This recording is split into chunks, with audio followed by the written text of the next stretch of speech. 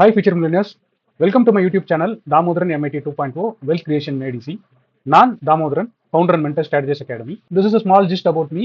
Mostly என்னை பற்றி நிறைய பார்த்துருப்பீங்க, நிறைய கேள்விப்பட்டிருப்பீங்க. அதனால we are just keeping this point. நீங்க இதான் ஃபர்ஸ்ட் டைம் நம்மளோட யூடியூப் சேனலை பார்க்குறீங்க அப்படின்னா ஸ்க்ரீன்ல தெரியல QR கோட ஸ்கேன் பண்ணி மறக்காம ஃபாலோ பண்ணிக்கங்க. நம்மளோட டெலிகிராம் கம்யூனிட்டியில நீங்களும் ஒரு மெம்பரா இருக்கணும்னு நினைச்சீங்கன்னா இந்த QR கோட ஸ்கேன் பண்ணி ஜாயின் பண்ணிங்க. நம்மளோட வாட்ஸ்அப் கம்யூனிட்டியில மெம்பரா இருக்கணும் அப்படின்னா இந்த QR கோட ஸ்கேன் பண்ணீங்க, பிஏ மெம்பரா இருக்குங்க, stay connected. Hi friends, good morning. So நம்ம நேற்று வந்து எதிர்பார்த்துருந்தோம். ஸோ அதே மாதிரி தான் மார்க்கெட் வந்து ஸ்லைட்டாக கேப் அப் ஆச்சு. நீங்கள் பார்த்தீங்க அப்படின்னா காலையில் ஸ்லைட்டாக கேப் அப் ஆச்சு. ஸோ நான் ஐபிலோ எப்பவுமே பண்ணுற ரெகுலர் ரிச்சுவல்ஸ் மார்க் பண்ணிட்டு நான் காலையில் வந்து நம்மளோட கம்யூனிட்டியில் வந்து சொல்லிட்டேன், நான் இங்கே வந்து ஷார்ட் எடுக்கிறேன் அப்படின்னு சொல்லிட்டேன். சரியா, அது நான் வாய்ஸ் நோட்டாகவே போட்டு ஏன் ஷார்ட் எடுக்கிறேன் அப்படின்றதையும் தெளிவாக சொல்லிட்டேன். ஸோ அது அவ்வளோதான், என்னோட காலையில் வியூ வந்து அங்கேருந்து முடிஞ்சது. பட் இன்றைக்கி என்ன அப்படின்னா மார்க்கெட் வந்து பார்த்தீங்க அப்படின்னா ஒன்றும் பெருசாக வந்து பெரிய மூவ் ஒன்றும் கொடுக்கல. ஆனால் பார்த்தீங்கன்னா விக்ஸ் நல்லா கறந்துது இன்னைக்கு. ஓகேவா, அது வந்து பார்த்தீங்கன்னா நல்லா கறந்துது விக்ஸ். நான் சும்மா 5 மினிட்ஸ் சார்ட்லேயே எடுத்து பார்க்குறோம் சார்ட்டு. ஸோ மார்க்கெட் ஓப்பன் ஆச்சு. பார்த்தீங்கன்னா தெரியும், இப்போ இந்த சேனல் வந்து காலையில் ஓப்பன் ஆச்சு. இங்கே ஒரு ட்ரெண்ட் லைன் இருந்துச்சு. ஸோ அந்த ட்ரெண்ட் லைன் சேனல் தான் நான் மார்க் பண்ணியிருந்தேன். ஸோ மார்க்கெட் இங்கேருந்து நேற்று ஸோ ஓப்பன் ஆச்சு. ஸோ ஐபி ஹை ஃபார்ம் ஆச்சு, ஐபி லோ ஃபார்ம் ஆச்சு. ஒன்றும் பெருசாக இல்லை. ஓகேவா, அப்படியே கன்சாலிட் ஆகி இருந்துச்சு. லாஸ்ட்டில் தான் வந்து அந்த ஐபி லோ உடஞ்சிச்சு. ஐபி ஹை உடையவே இல்லை.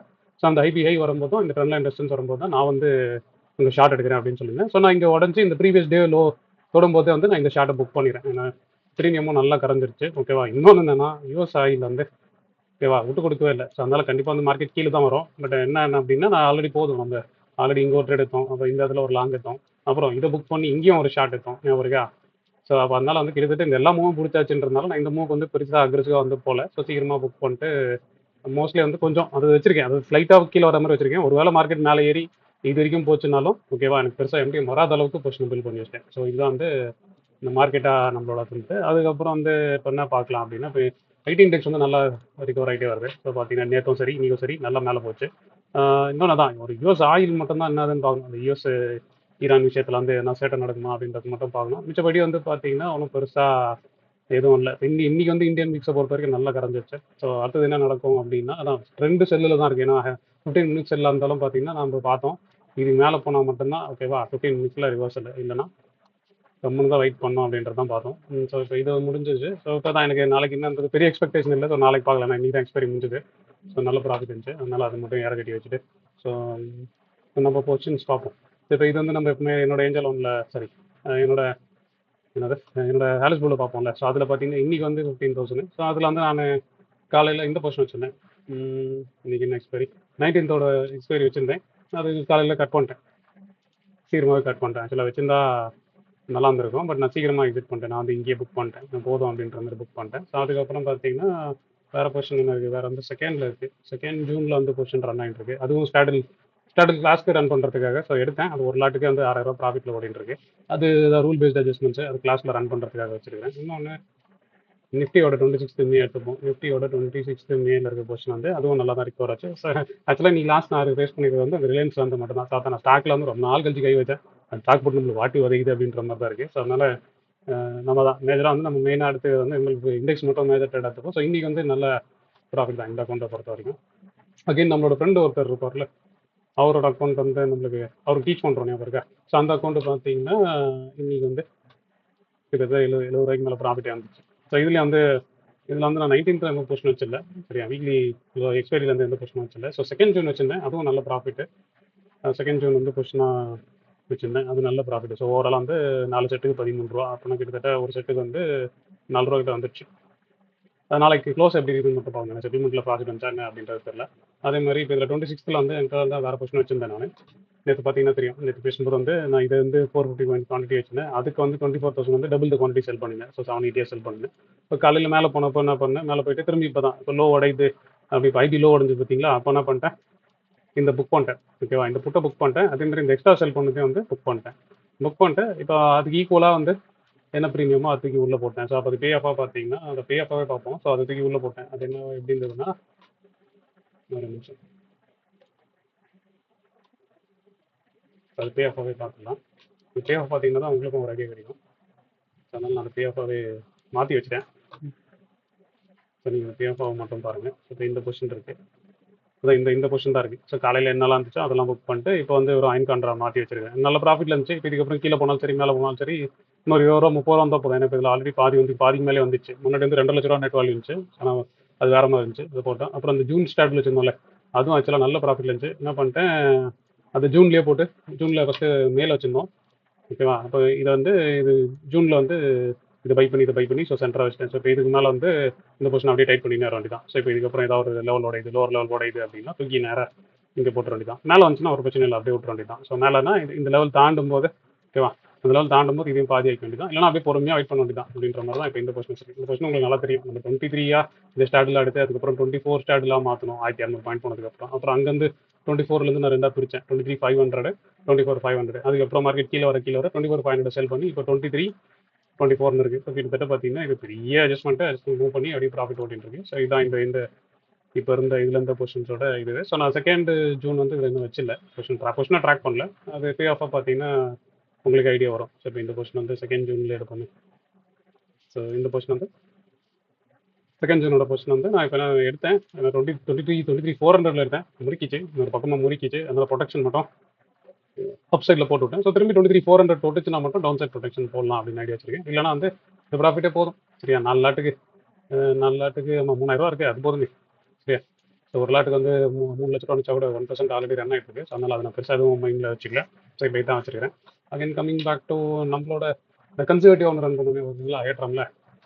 அதில் வந்து நம்ம என்ன பண்ணியிருக்கோம்னா பொசிஷன்ஸாக ஃபஸ்ட்டு பார்த்துருவோம். பொசிஷன்ஸாக வந்து பார்த்தீங்கன்னா இன்றைக்கி எம்டிஎம் வந்து நல்லா சமகர கரைஞ்சிச்சு. ஓகேவா, நான் அதுவும் பெருசாக பண்ணல. நான் நேற்றே சொன்னேன் இருக்கா. ஸோ நான் நேற்று 19 வந்து எக்ஸ்பைரி கட் பண்ணிட்டேன். இது பிரித்து பார்க்கலாம் எது எப்படிலாம் வந்துச்சு அப்படின்னு சொல்லிட்டு. ஃபர்ஸ்ட் வந்து பார்த்தீங்க அப்படின்னா இதில் இருக்கிறதுலேயே வந்து இவ்வளோ தான் பொசிஷன்ஸ், மொத்த பொசிஷன்ஸும் இவ்வளோ தான். ஸோ 19th எதுவுமே இல்லை. அப்போ நம்மகிட்ட இருக்கிறது வந்து செகண்ட் ஜூன் தான்.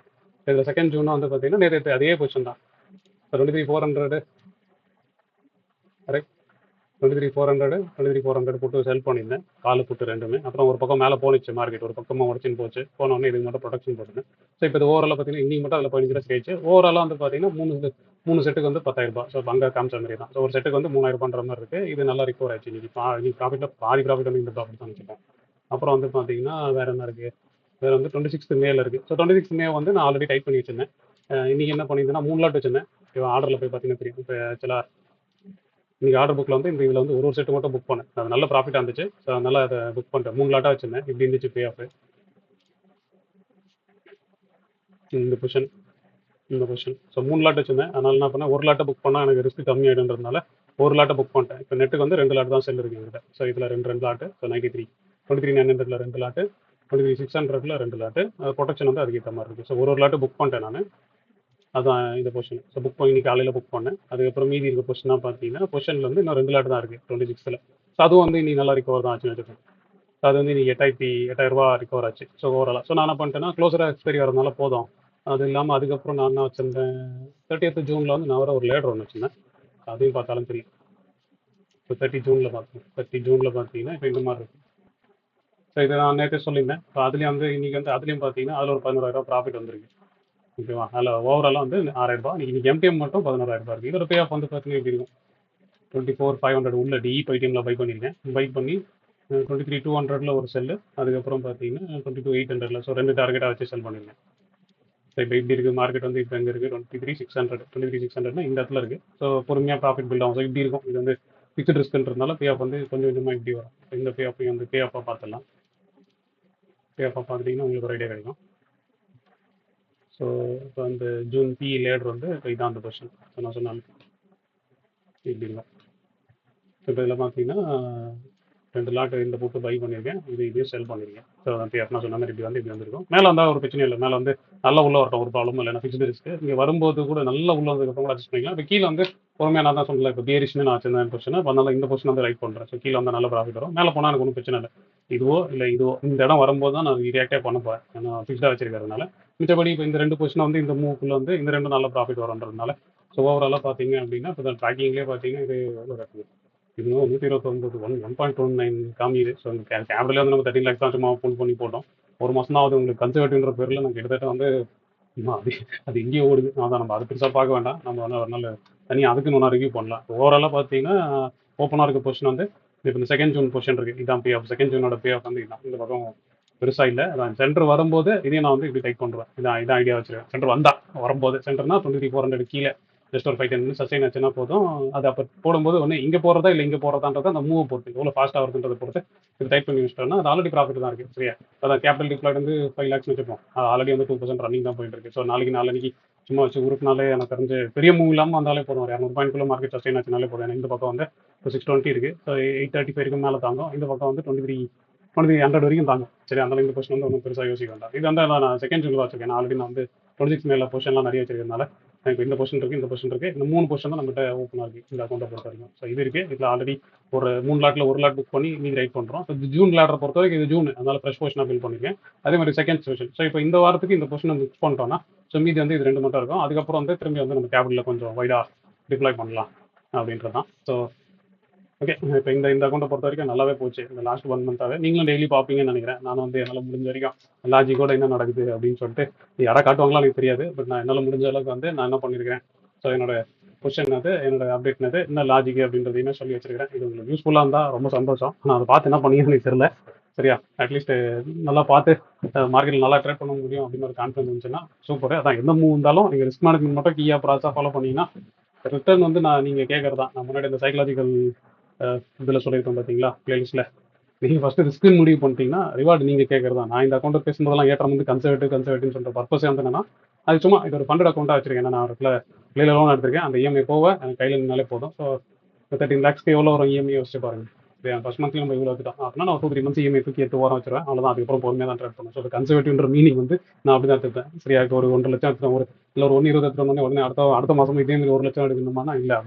அப்படி நான் ஜென்ரலாக பண்ணுறதே இல்லை. அது ப்ராஃபிட்டோ லாஸோ சரியா, நான் ப்ராசஸ் மட்டும் தான் வச்சு உருட்டின்னு இருக்கேன். அதனால் நீங்களும் அந்த ப்ராசஸை கொஞ்சம் நல்லா பிடிச்சிங்க. உங்களுக்கு எதாவது டவுட் இருந்தால் மறக்காமல் வந்து வீடியோவில் கமெண்ட் பண்ணுங்கள். இல்லையா உங்களால் வீடியோவில் கமெண்ட் பண்ண முடியல அப்படின்னா உங்களுக்கு தெரியும், என்னோட வாட்ஸ்அப் நம்பர் தெரியும்னு நினைக்கிறேன். ஸோ அதில் வந்து வாய்ஸ் நோட்டாவோ இல்லை டீட்டெயில் மெசேஜாக கூட போடுங்க. ஸோ என்னால் முடிஞ்ச வரைக்கும் ரிப்ளை பண்ணுறேன். ஸோ நாளைக்கு நம்ம இதேமாதிரி வீடியோவில் மீட் பண்ணலாம். அதேமாதிரி இன்றைக்கி வந்து நம்ம அந்த மல்டிபேக்கர் செஷன் வந்து நேற்று அப்டேட் பண்ணியிருந்தேன். ஸோ அது வந்து இன்றைக்கி நான் அது கோர்ஸாக பண்ணுறேன். ஜென்ரலாக வந்து நம்மளோட ஸ்விங் ட்ரேடிங் கம்யூனிட்டி பீப்புளுக்கு வந்து லைவ் ஆக்சஸாக கொடுத்துருக்கேன். ஸோ ஒருவேளை நீங்கள் வந்து எதுவும் வியூராக இருந்தீங்க அப்படின்னா நம்மளோட ஸ்விங் ட்ரேடிங் ஆக்சஸ், அதாவது நம்ம டெலிகிராமில் பின்டு போஸ்ட்டில் அது எப்படி அக்சஸ் பண்ணலாம் அப்படின்றது இருக்கும். அதெல்லாம் செக் பண்ணி பாருங்கள். நீங்கள் நம்மளோட யூடியூப்பில் இந்த தமிழ் மாஸ்டர் கிளாஸோட எல்லா லேர்னிங்கும் முடிச்சிட்டிங்க. அதுக்கப்புறம் என்ன பண்ணலாம் அப்படின்னு கேட்டிங்கன்னா அதுக்கு தான் அந்த ஸ்விங் ட்ரேடிங் கம்யூனிட்டி. இல்லை இப்போ நான் புதுசாக பொறுமையாக தான் லேர்ன் பண்ணுறேன், எனக்கு ஃப்ரீயில் நீங்கள் போதும், யூடியூப்பில் பார்த்துல நீங்கள் போதும்னா அதை வச்சே பொறுமையாக நீங்கள் விட்டுட்டே வாங்க. அதெல்லாம் முடிச்சிட்டிங்க, அடுத்த லெவலில் வந்து எப்படி மணி பண்ணுறதுன்னு யோசிச்சிங்கன்னா மட்டும் அதை பற்றி பாருங்கள். இல்லை அப்படின்னா ஜஸ்ட் வாட்ச் பண்ணுங்கள், நல்லா லேர்ன் பண்ணுங்கள். மார்க்கெட்டை பற்றி வந்து பொறுமையான புரிதலை மட்டும் கரெக்டாக எடுத்துங்க. ஸோ நாளைக்கு வீடியோவில் பார்ப்போம். See you guys. இந்த வீடியோ உங்களுக்கு ரொம்ப பிடிச்சிருக்கும் நான் நம்புறேன். நான் நம்பின மாதிரியே உங்களுக்கு பிடிச்சிருந்தா ஒரு லைக்கை போடுங்க. அதே மாதிரி லேர்ன் பண்ணணும்னு நினைக்கிற உங்க ஃப்ரெண்ட்ஸ்க்கும் இந்த வீடியோ ஷேர் பண்ணுங்க. Hope you enjoyed watching this video. Thanks for watching.